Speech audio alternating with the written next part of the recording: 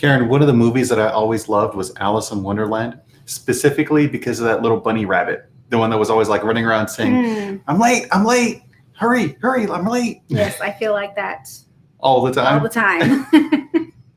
Well, if you guys feel like that, rushing around, always late, always looking at the watch because there's so much stuff to do, this show is for you. So we get together every Wednesday to talk a little bit about some soft skill development. We are the Gov Geeks. I'm Javier. And I am Wednesday? Yeah, exactly. You're throwing off a great Wednesday Addams vibe today. I know. I didn't realize until I was looking at the image here that I look like Wednesday Addams. I love how today. committed you are to doing this. This is I mean, all I need is like the pigtails. But... you look awesome. Oh, well. But I'm Karen. Well, hello, Karen. Thank you for being here. And of course, together we are the Gov Geeks. So we get together every Wednesday to talk a little bit about some soft skills. So this week we're talking about time management. Karen, why would you say time management is something that someone would actually need to learn? Because there's never enough of it. Yeah, there's like never enough time. I think Bill Gates was talking about that in an interview. I mean, there's all sorts of things that he can buy and things that he can do, but he can't buy more time. And unless you have the time stone. I was going to say, not yet. Not yet, exactly. Unless you can open up the time stone like Dr. Strange. Yeah.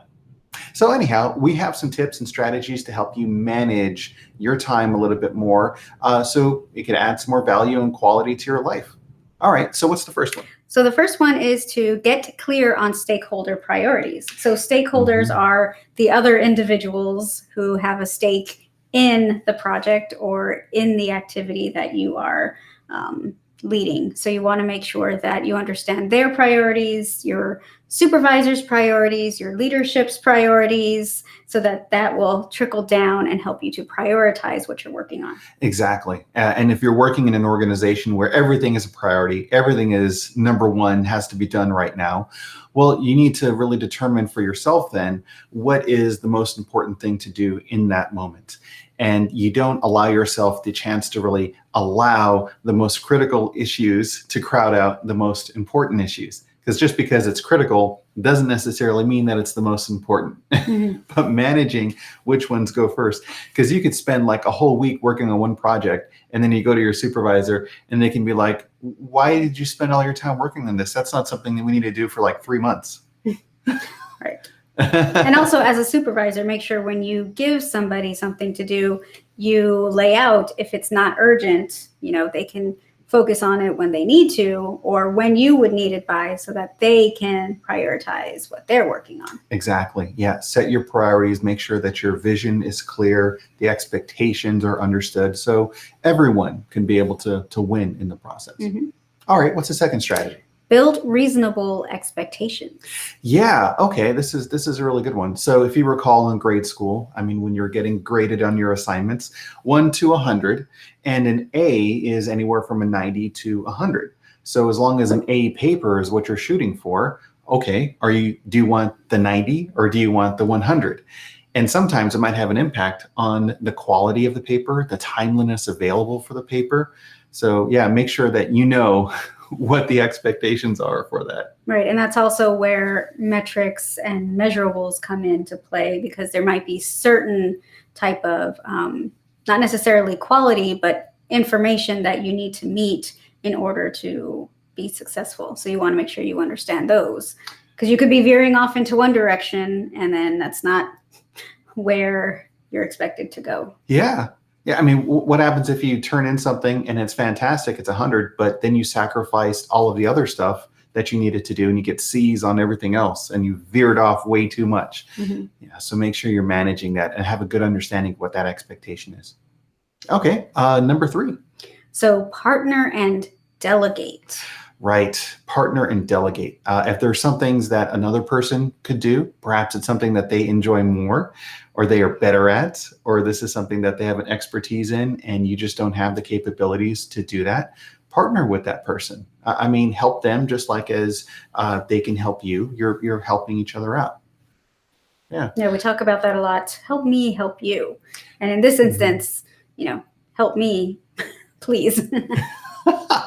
Well, some people, like I've experienced this before, where it could take me a long time to understand how to go about running a report or doing an analysis on something or putting together certain things. And for others, it's like super quick. But if you're aware of their timelines, their availability, all of that, you can partner with them in a way that helps them, manage their timelines and expectations as well. The more I think you do all of that, the better off everyone can be. Mm-hmm. Yeah. I mean, like, what's one of the things that you enjoy doing that you would appreciate someone partnering with you on? I know you like a lot of human capital things. So when it comes to workforce engagement, things like that. Yes. Some people don't feel that passion as much as you do for that. So yeah. So that's a good point. Something to think about. Okay. Well, what's the next one? The next one is to keep it fun. Yes. I think that's one of the more important ones. Enjoy the work that you're doing. I mean, so often I think we burn ourselves out because we really want to hit perfection on something, or perhaps we're doing something that we don't feel is fun. And so if you're focused on something that is fun, for instance, if another person is working on something that you could be of help on and they may like that, you could approach them and say, hey, I recognize that you're working on this. If I help you with that, could you help me with this? Right.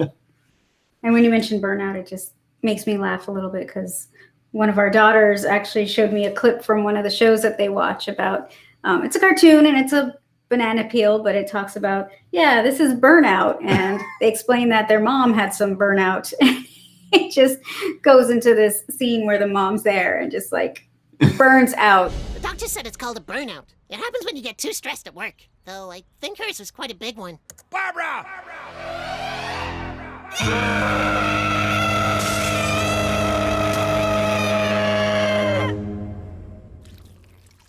But yeah, I guess that's how you can feel with that. So if you're managing what is fun and you're keeping things, focusing on the joys that you actually like there in the workplace, then you wouldn't have to experience that as much. Right. Yeah, still might be possible, but at least this way you're managing the things that you can. All right. Well, what's the last one? So the last one is to set and keep boundaries. Yeah, super important. So if you are, for instance, working on a project, I know one of the great things that people always say is bucket your time, or to create different blocks where you're going to do work on those certain activities. Well, one of the things to do is to create a boundary to allow yourself to work on that. For instance, if you go to your calendar and you book off that time, and then through the discussions with all of your colleagues and others, you can say, well, if this is really a priority, I need to get this done. So I'm going to be doing this from this time to this time.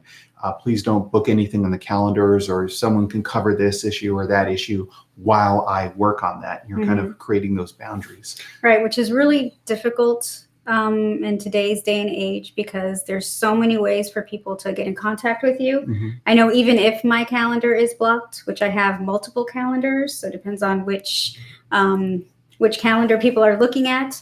But essentially, make sure you block it off on your calendar. But people will still find ways to find you, whether it's instant messenger, your cell phone. So what I sometimes have to do, I don't do this often. This is definitely rare, but I will actually put myself on do not disturb, especially when it's a very tight deadline, an important deadline that I have to meet. So I'll go in early, kind of put myself on do not disturb so I can get it done. But still, manage any inquiries that come through. But it's just that's keeping your boundaries. Right. Yeah, absolutely. So, I mean, if someone calls you, you can choose not to answer it. You can send it a voicemail, especially if you've already had the conversations with them, or if you say, hey, only interrupt me for these certain things, or if it's really an emergency, let me know. And if they contact you and it's not an emergency, then you've had the discussion, so you can make them aware, hey, this wasn't so much of an emergency at this point. Right.